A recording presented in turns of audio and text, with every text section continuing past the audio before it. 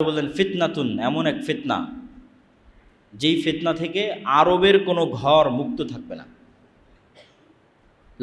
লা ইয়াবকা মিনহু বাইতুম মিনাল আরব, আরবের কোনো ঘর এই ফিতনা থেকে মুক্ত থাকবে না। ফিতনা শব্দটি কোরআন এবং হাদিসে যখনই ব্যবহৃত হয়েছে, বেশিরভাগ ক্ষেত্রে মারামারি, গণ্ডগোল, কাটাকাটি, যুদ্ধ ইত্যাদির ক্ষেত্রে ব্যবহৃত হয়েছে। ফলত এটিই বেশি সঠিক অর্থ যে এমন ফিতনা মানে এমন ভয়ঙ্কর যুদ্ধ, যে যুদ্ধে আরবের প্রত্যেকটা ঘর অংশগ্রহণ করবে। তারপর রাসূল বলেন হুদনাতুন বাইনাকুম ওয়া বাইনার রোম, একটা চুক্তি হবে যে চুক্তি তোমাদের এবং রোমানদের মধ্যে হবে। রোমান কারা, এটা নিয়ে অনেক মতভেদ আছে। আজকের ইউরোপ রোমান না আজকের রাশিয়া রোমান না আজকের আমেরিকা রোমান, কিন্তু মতভেদ থাকলেও এতটুকু নিশ্চিত যে খ্রিস্টানদের সাথে মুসলমানদের একটা চুক্তি হবে।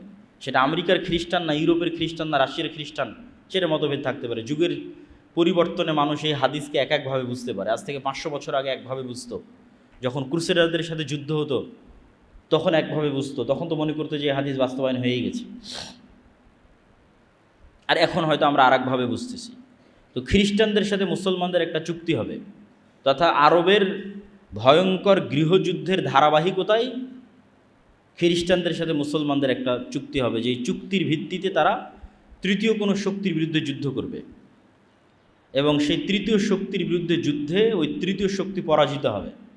সেই তৃতীয় শক্তি কারা তা কোরআন এবং হাদিসে উল্লেখ নাই। সেই তৃতীয় শক্তি ইহুদিরা, সেই তৃতীয় শক্তি হিন্দুরা, সেই তৃতীয় শক্তি চায়নার মতো যারা বুদ্ধিস্ট, তারা, আল্লাহু আলাম। তৃতীয় শক্তির বিরুদ্ধে বিজয়ী হওয়ার পর খ্রিস্টানদের একজন মানুষ ক্রুশকে উঁচিয়ে ধরে বলবে ক্রুশের বিজয় হোক। তখন আর এক মুসলিম উঠে সেটাকে ভেঙে দিবে অথবা ওই ব্যক্তিকে হত্যা করবে।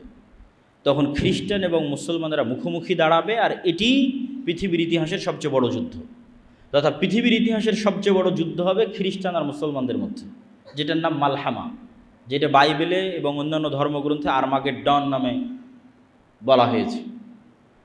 এবং পৃথিবীর সব ধর্মের মানুষ একজন মাসিহের অপেক্ষা করতেছে। মাসিহ মানে উদ্ধারকারী, বিপদ থেকে উদ্ধারকারী। মাসিহাদ দাজ্জালও বিপদ থেকে উদ্ধারকারী, ঈসা মাসিহও বিপদ থেকে উদ্ধারকারী, এবং দুইজনের নামেই মাসিহ লাগানো আছে। ঈসা মাসিহ এবং মাসিহাদ দাজ্জাল, কোরআন এবং হাদিসে এই দুইজনের নামে মাসিহ লাগানো আছে। বিপদ থেকে উদ্ধারকারী, একজন মিথ্যা বিপদ থেকে উদ্ধারকারী, আর একজন সত্য বিপদ থেকে উদ্ধারকারী।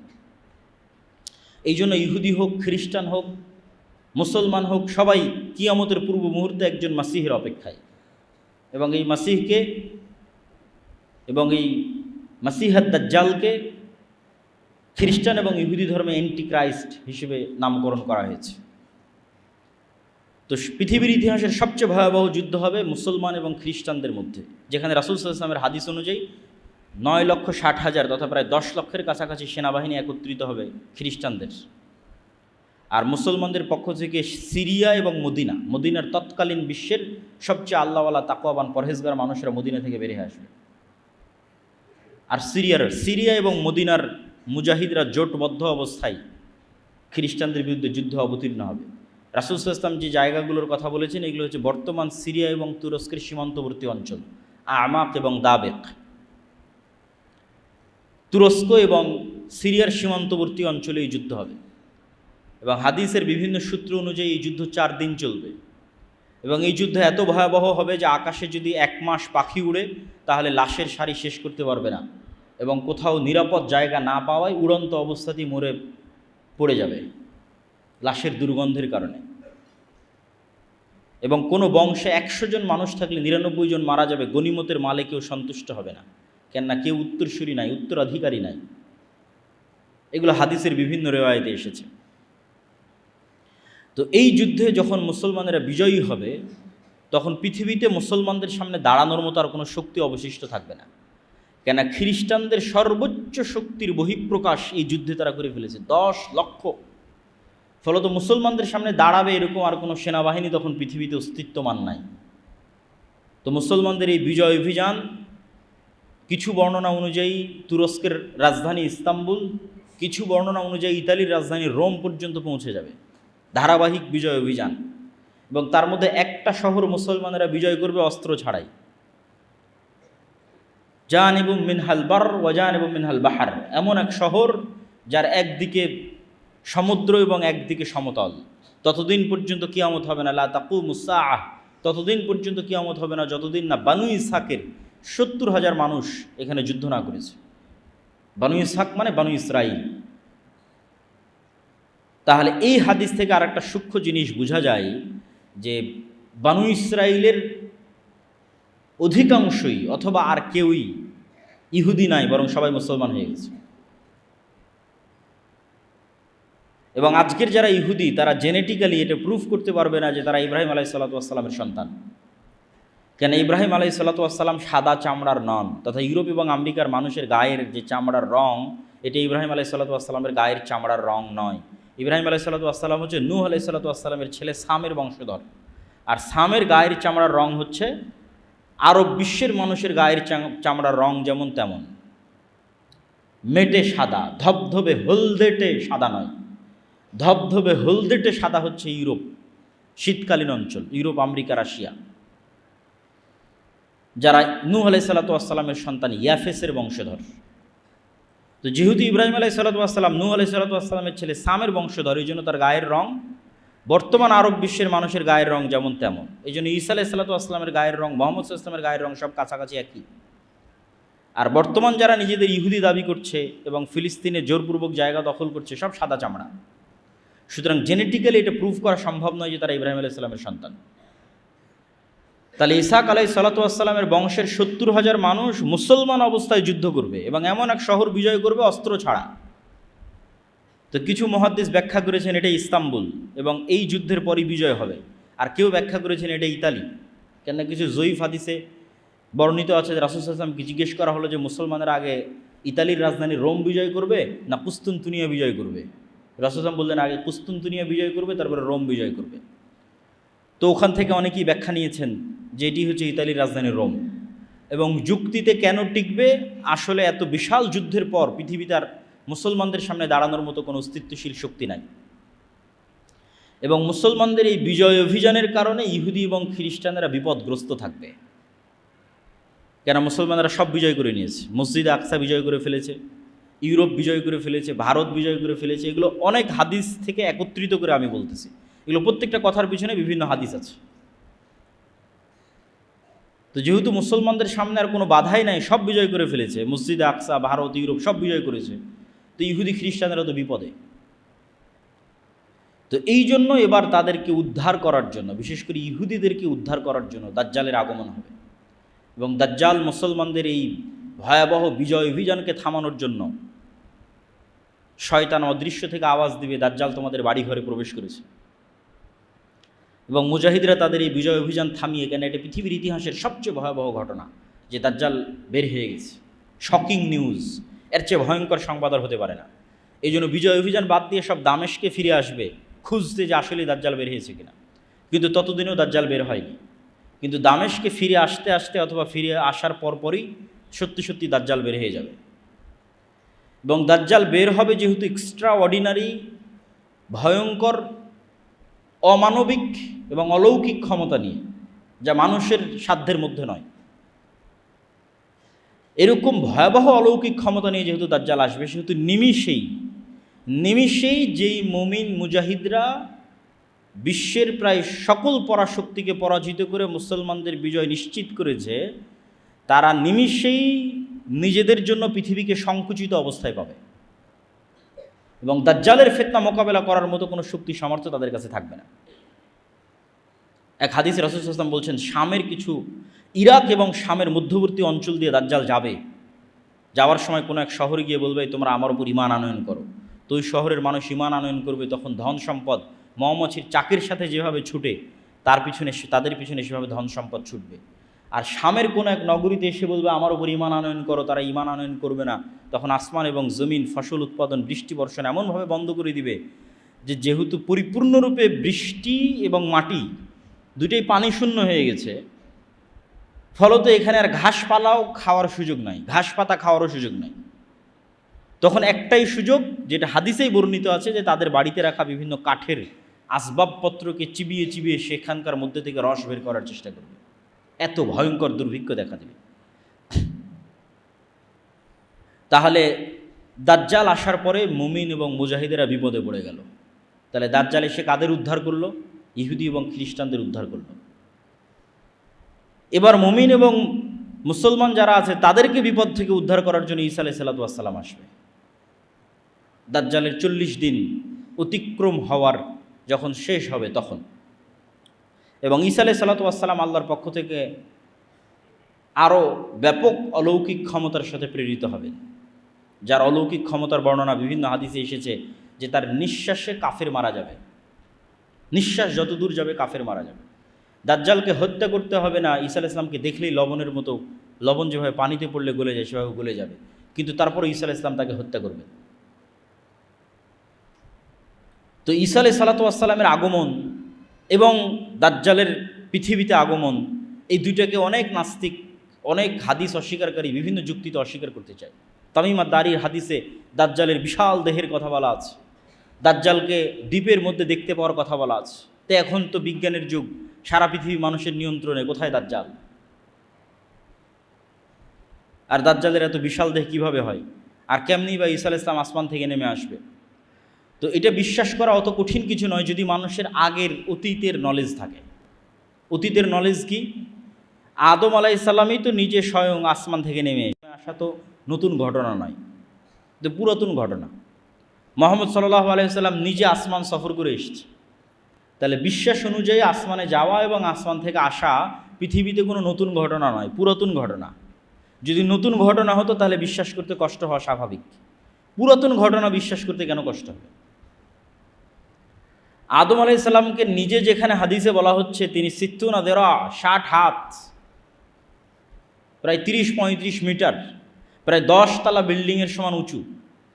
তো আদম আলাইহিস সালাম নিজেই যদি 10 তলা বিল্ডিংয়ের সমান উঁচু হয়, তাহলে তার কোনো সন্তান বৃহৎ দেহের হওয়া এটা তো অস্বাভাবিক কিছু নয়, অসম্ভব কিছু নয়, ইললজিক্যাল কিছু নয়, অবাস্তব কিছু নয়।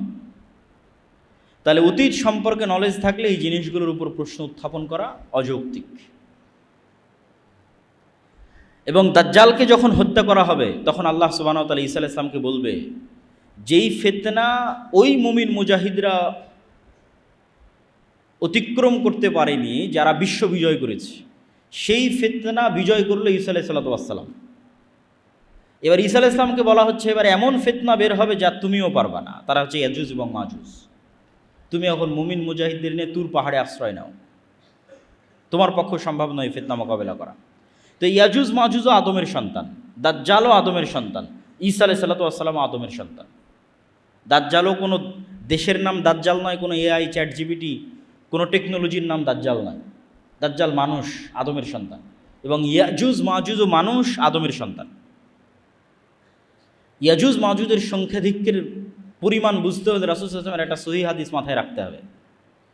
আল্লাহর নবী বললেন আদম সন্তানের প্রত্যেক 1000-এ 999 জন জাহান্নামী। তো সাহাবীরা দুশ্চিন্তায় পড়ে গেলেন যে 1000-এ যদি 999 জন জাহান্নামী হয় তাহলে তো আমরাও মানে আমাদের জান্নাতে যাওয়ার সম্ভাবনা কোথায়? তাহলে রিস্ক তো ভয়ঙ্কর, ভয়াবহ রিস্ক। 999, 1000-এ 999 জন, একজন মাত্র জান্নাতে। তো রাসূল সাল্লাল্লাহু আলাইহি ওয়াসাল্লাম বলেন দুশ্চিন্তার কিছু নয়, এই 999 জনের অধিকাংশই ইয়াজুজ মাজুজ।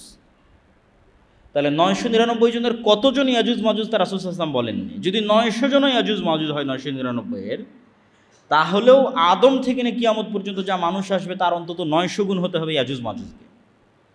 এখনকার পৃথিবীর 600 কোটি মানুষের 900 গুণ এ কথা বলিনি।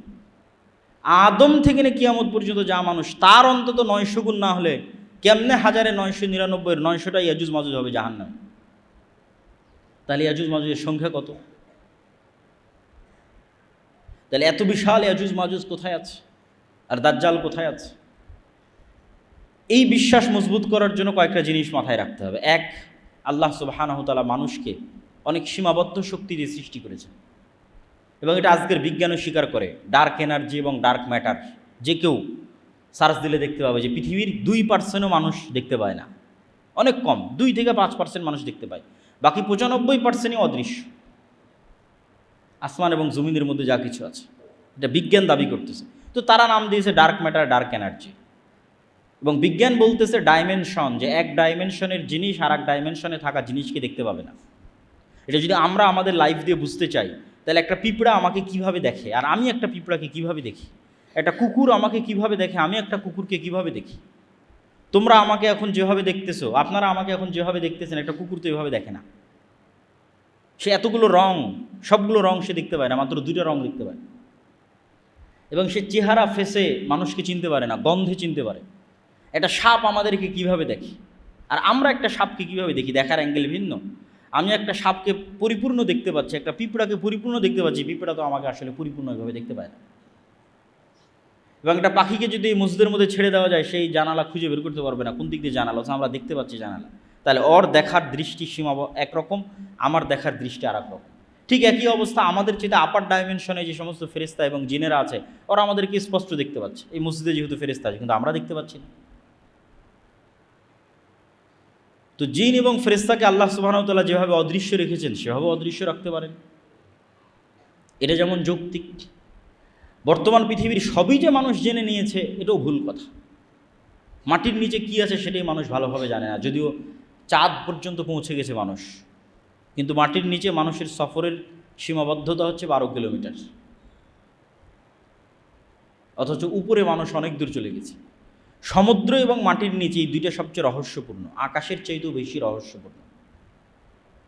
এবং তারপরেও আরেকটি বিষয় থাকে, সেটি হচ্ছে আল্লাহ সুবহানাহু ওয়া তাআলা বলেছেন তিনি তার আসমান সৃষ্টিতে যা সময় লেগেছে, জমিন সৃষ্টিতে তাই সময় লেগেছে। এবং 7 আসমান এবং 7 জমিন সৃষ্টি করেছে, তথা 7 আসমান যা বিশাল, 7 জমিন তাই বিশাল। ওয়া ইয়াতানাজ্জালুল আমরু বাইনাহুন্না, আর আল্লাহর ওহী, আল্লাহর আদেশ 7টাতেই অবতীর্ণ হয়। 7 আসমান এবং 7 জমিনই অবতীর্ণ হয়। তো আল্লাহ সুবহানাহু ওয়া তাআলা অন্য জমিনেও রেখে থাকতে পারেন দাজ্জালকে, ইয়াজুজ মাজুজকে। এবং সূরা কাহফে যত ব্যতিক্রম ঘটনাগুলো আছে, এই ব্যতিক্রম ঘটনাগুলো অনেক বেশি ব্যতিক্রম, যেগুলো কিয়ামতের পূর্ব মুহূর্তে সংঘটিত বিষয়ের প্রতি ঈমানকে মজবুত করতে সহযোগিতা করে এবং দাজ্জালের ফিতনা থেকে বাঁচার ক্ষেত্রে মানুষের রাস্তা তৈরি করে দিতে পারে। সূরা কাহফে 4টা ঘটনা আছে, আসহাবে কাহফের ঘটনা। তা আসহাবে কাহফের ঘটনা থেকে শিক্ষা কি? মানুষ আসহাবে কাহফ ঈমান বাঁচাতে যেমন পৃথিবী থেকে ডিসকানেক্ট হয়ে গেছে, মানুষ যদি ঈমান ধরে রাখতে চায় দাজ্জালের সময় অথবা তার পূর্ববর্তী ভয়াবহ ফিতনার সময়, তাহলে ওইভাবে পৃথিবী থেকে ডিসকানেক্ট হয়ে যেতে হবে আসহাবে কাহফের মতো। আর পরকালের প্রতি ঈমান লাগবে আসহাবে উখদুদের মতো, যারা জ্বলন্ত আগুনের মধ্যে ঢুকে গেছে। কেন? ওইটা তাদের কাছে জ্বলন্ত আগুন নয়, ওইটার মধ্যে তো ওরা জান্নাত দেখতে পাচ্ছে, এইটা তাদের ওসিলা জান্নাতে যাওয়ার। আপনার কাছে এটা আমি আগুনে পুড়ে মারা যাব, আর আরেকজনের কাছে আমি এইটাতে আগুনে ঢুকে জান্নাতে যাব। চিন্তার পার্থক্য।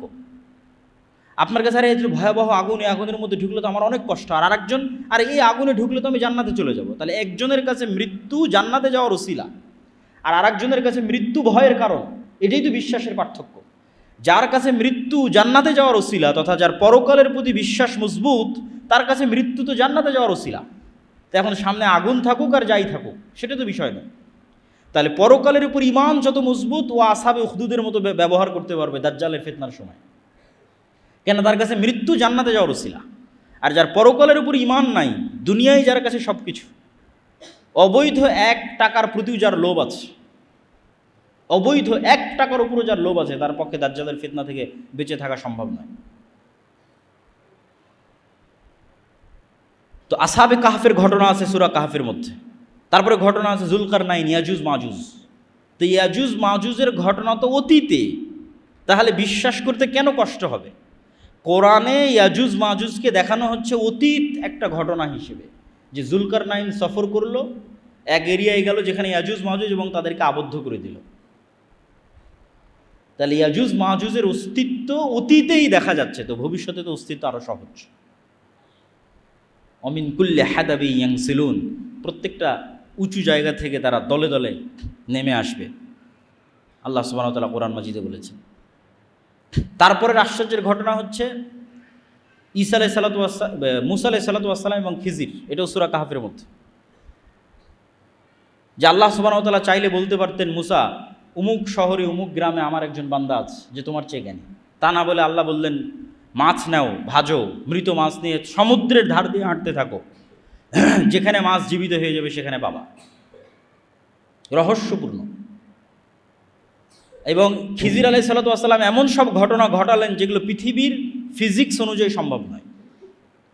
ভবিষ্যতে কোন বাচ্চা তার বাপ মাকে হত্যা করবে সেই বাচ্চাকে তিনি অতীতে হত্যা করতেছেন। এ তো টাইম নিয়ে যত মানুষের, আধুনিক যুগে যত মানুষের বিভিন্ন গবেষণা এবং বিশ্লেষণ আছে, এবং টাইম ট্রাভেল, যে সময়ের মধ্যে সফর করা, ভবিষ্যৎ দেখে আসা, অতীতে সমাধান করা, এই ধরনের সব আশ্চর্য ঘটনা খিজির আলাইহিসসালাম ঘটাচ্ছে।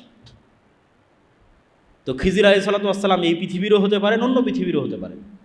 তিনি সালামকে চিনতে আশ্চর্য হচ্ছেন সালাম শুনে, যে জান্নাতের সালাম এখানে কীভাবে, কোন মুসা, দুনিয়ার যে নবী মুসা সেই নবী মুসা। হ্যাঁ, তো পুরো ঘটনার অ্যাঙ্গেলগুলো এবং প্রতিটা পয়েন্ট অনেক আশ্চর্যজনক, এবং শেষ পর্যন্ত বিদায়ও আশ্চর্যজনক। তো এই জন্য সূরা কাহফের প্রত্যেকটা ঘটনাই কিয়ামতের পূর্ব মুহূর্তের সাথে কোনো না কোনোভাবে কানেক্টেড আছে। আল্লাহ সুবহানাহু ওয়া তাআলা খিজিরকে যেভাবে অদৃশ্য রেখেছেন, অথবা অদৃশ্য রাখতে পেরেছিলেন যদি খিজির মারা গিয়ে থাকে, কেন কোরআন এবং হাদিসে কোনো উল্লেখ নেই যে খিজির মারা গেছেন কিনা, না জীবিত আছেন, আল্লাহু আ'লাম। তো সেভাবে আল্লাহ দাজ্জালকে অদৃশ্য রাখতে পারেন, সেভাবে আল্লাহ সুবহানাহু ওয়া তাআলা ইয়াজুজ মাজুজকে অদৃশ্য রাখতে পারেন। এই জন্য অনেক কিছুই শিক্ষা আছে সূরা কাহফের মধ্যে। আর সূরা কাহফের মধ্যে সবচেয়ে যেটা ব্যতিক্রম ঘটনা, দুই ভাই বাগানওয়ালা, ওমা আযুন্নুস সাআহ, আমি মনে করি না যে কিয়ামত কায়েম হবে। এই জন্য বলেছি ইসলামের সারমর্ম তাওহীদ আর কিয়ামত। সে বিশ্বাস করে না যে কিয়ামত হবে, ওটাকেই আল্লাহ সুবহানাহু ওয়া তাআলা সূরা কাহফের মধ্যে শিরক হিসেবে উল্লেখ করছেন। যে এক ভাই বিশ্বাস করে না কিয়ামত হবে, তখন আরেকজন বলতেছে আমি আল্লাহর সাথে শরীক করা থেকে পরিত্রাণ চাই। তো যাক, সূরা কাহফের উপর আরেকদিন বিস্তারিত আলোচনা করা যাবে। আমরা বক্তব্যের সারমর্ম এবং সংক্ষিপ্ত অবস্থার মধ্যে চলে আসি। তো এই পুরো ঘটনা কিয়ামতের পূর্ব মুহূর্তে সংঘটিত ফিতনাগুলো থেকে আমাদের জন্য শিক্ষা কী? আমাদের জন্য দুইটা শিক্ষা। এক, কবে হবে, কখন হবে, এইটার পিছনে পড়ে থাকা, এইটা কখনো কোরআন এবং হাদিসের দিক নির্দেশনা নয়। কেন দিক নির্দেশনা নয়? প্রত্যেক মানুষের মৃত্যুই তো তার কিয়ামত। তাহলে কখন ঈসা আলাইহিস সালাম আসবে, কখন দাজ্জাল আসবে, কখন ইমাম মাহদি আসবে, এটার আগেই তো আপনার কিয়ামত হয়ে যাচ্ছে, আপনার মৃত্যু। কিয়ামত মানে কি? আপনি পরকালকে দেখবেন। তো মৃত্যুর পরেই তো মানুষ পরকালকে দেখে ফেলে। মৃত্যুর মাধ্যমে সে বারজাকি জগতে জাহান্নামও দেখে ফেলে, জান্নাতও দেখে ফেলে। হয় পাখি হিসেবে জান্নাতে উড়ে, আর না হলে তার কবর বরাবর জাহান্নামের দরজা খুলে দেওয়া হয়তো, সব তো দেখেই নিল। ফেরেশতা জিজ্ঞাসাবাদ করে, তো পরকাল তো দেখাই শেষ। তাহলে কিয়ামত ঘটা পর্যন্ত অপেক্ষা করতে হচ্ছে না তো, ঈসা আলাইহিস সালাম ইমাম মাহদি আসা পর্যন্ত অপেক্ষা করতে হচ্ছে না তো, আপনার মৃত্যুই তো আপনার কিয়ামত। এটা হলো 1 নম্বর পয়েন্ট। 2 নম্বর পয়েন্ট, ইমাম মাহদি আসলে, ঈসা আলাইহিস সালাম আসলে, দাজ্জাল আসলে নতুন কোরআন আসবে নাকি, নতুন নবী আসবে নাকি, নতুন হাদিস তৈরি হবে নাকি? না, নতুন কোরআনও আসবে না, নতুন হাদিসও হবে না। বরং এই পুরো ঘটনা থেকে আপনারা এটি দেখলেন যে ঈসা আলাইহিস সালাম আসার পূর্বেই, দাজ্জাল আসার পূর্বেই কোনো নবী ছাড়া এবং কোনো নতুন কোরআন ছাড়া এবং নতুন হাদিস ছাড়া আমার এবং আপনার মতো মুসলমানেরা বিশ্ব বিজয় করবে। 10 লক্ষ খ্রিস্টান বাহিনীকে পরাজিত করবে, মসজিদে আকসা বিজয় করবে, ভারত বিজয় করবে, ইতালি বিজয় করবে, কোনো নতুন নবী ছাড়া, নতুন কোরআন ছাড়া, আমার এবং আপনার মতো মুসলমানেরা। তাহলে যা ঘটার সেটা তো 1400 বছর আগেই ঘটে গেছে। মানে সবচেয়ে আসল ঘটনা তো 1400 বছর আগে ঘটেছে, সেটা হচ্ছে কোরআন এবং হাদিস। এবং ঈসা আলাইহিস সালামও এসে এই কোরআন এবং এই হাদিসের উপর আমল করবেন। তাহলে কাজের জিনিসটা আমার এবং আপনার কাছে আছে। আর কিয়ামত তো নির্ধারিত, সেটা যে আমার এবং আপনার মৃত্যু। তাহলে কবে ইমাম মাহদি আসবে, সেই দিন সব কিছু হবে, এই অপেক্ষায় বসে থাকা বুদ্ধিমানের? না, যেটা আসল ঘটনা ঘটে গেছে এবং আপনার কাছে আছে, আর আমার এবং আপনার মতো মুসলমানেরা এত বড় বড় বিজয় সম্পূর্ণ করবে, তাহলে আপনি কেন চেষ্টা করবেন না? আর তো নতুন নবীও আসবে না, নতুন কোরআনও আসবে না। তাহলে আমার এবং আপনার জন্য কাজ স্পষ্ট, আমার মৃত্যু, আমার কিয়ামত, আর এই কোরআন এবং এই হাদিসের মাধ্যমে মুসলমানদের বিজয় হবে। এই কোরআন এবং এই হাদিস ফলো করেই কিয়ামতের পূর্ব মুহূর্তে মুসলমানেরা বিজয় করবে, ইমাম মাহদি বিজয় করবে, ঈসা আলাইহিস সালাম বিজয় করবে। সেই কোরআন এবং হাদিস আমাদের কাছে আছে।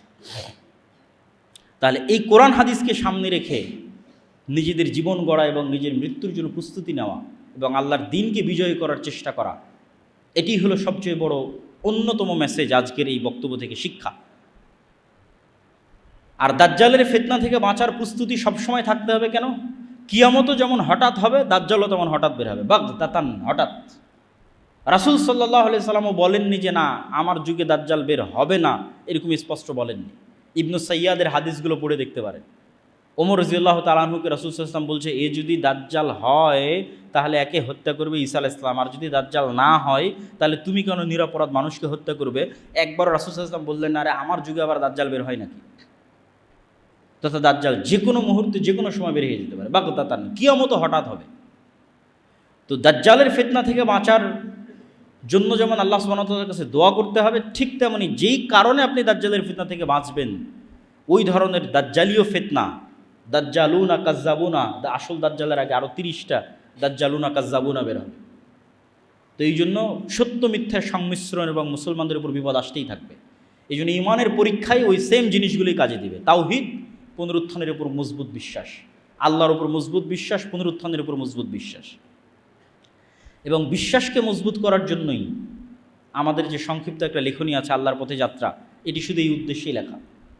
মানুষ যত বেশি কোরআনের সাথে কানেক্টেড হবে, যত বেশি হাদিসের সাথে কানেক্টেড হবে, যত বেশি তাদের ইমানকে মজবুত করবে, আল্লাহর প্রতি ইমানকে এবং পুনরুত্থান, আবার যে আল্লাহ তাদেরকে সৃষ্টি করবেন, এটির উপর মানুষের ইমান যত মজবুত হবে, মানুষ তত দুনিয়ার ফিতনা থেকে বেঁচে থাকতে পারবে।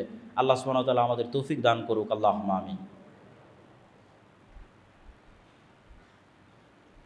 আলহামদুলিল্লাহি ওয়াহদা ওয়াসসালাতু ওয়াসসালামু আলা মান লা নাবিয়্যা বা'দাহ। ইয়া আইয়ুহাল্লাযীনা আমানু সাল্লু আলাইহি ওয়া সাল্লিমু তাসলিমা। আল্লাহুম্মা সাল্লি আলা মুহাম্মাদ ওয়া আলা আলি মুহাম্মাদ